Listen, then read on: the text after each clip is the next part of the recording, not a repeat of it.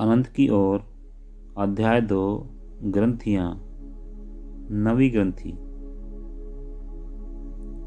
अब हम नवी ग्रंथि में प्रवेश करते हैं। हमारे अनुभव का रूप परिवर्तित हो गया और अब हम इस दिशा पर आ गए जहाँ से भूमा से वास्तविक संबंध प्रारंभ होता है, और हम एक ऐसे लोक में पहुँचते हैं जहाँ हमको यही अनुभव होता है कि अब हमारा नया जन्म किसी दूसरे संसार में हो गया है।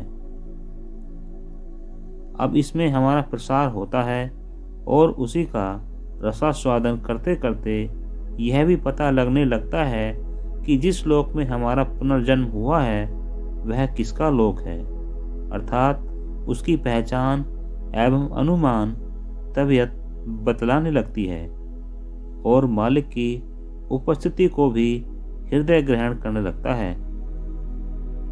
उसकी महानता मन में इतना गहरा प्रभाव उत्पन्न करती है कि अपने आप उसकी पूजा प्रारंभ हो जाती है। इसलिए इस दशा में आने से पहले सांसारिक क्रियाशीलता लगभग समाप्त हो जाती है तथा मालिक और सेवक का संबंध ही सामने रहता है।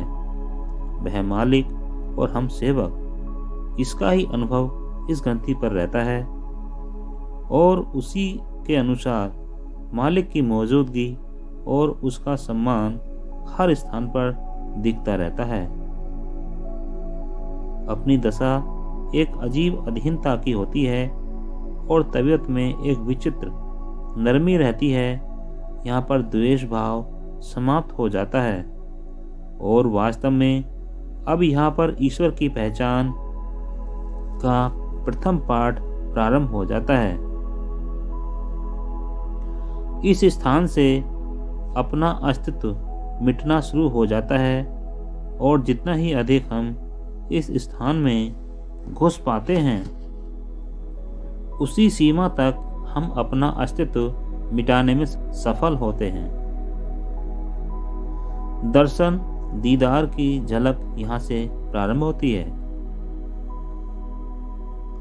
अब अपनी दशा क्या होती है, यदि इसको और स्पष्ट किया जाए तो यह बहुत कुछ हनुमान जी की दशा से मिलती जुलती है कि जब कोई उनको उनकी शक्ति का भान कराता था तब उनकी हालत उभार पर आती थी, वैसे वे विस्मृत से रहते थे।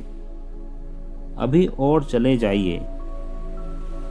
हर स्थान पर लय अवस्था व सारूप्यता का संबंध है। कहीं पर लय अवस्था है तो कहीं पर सारूप्यता।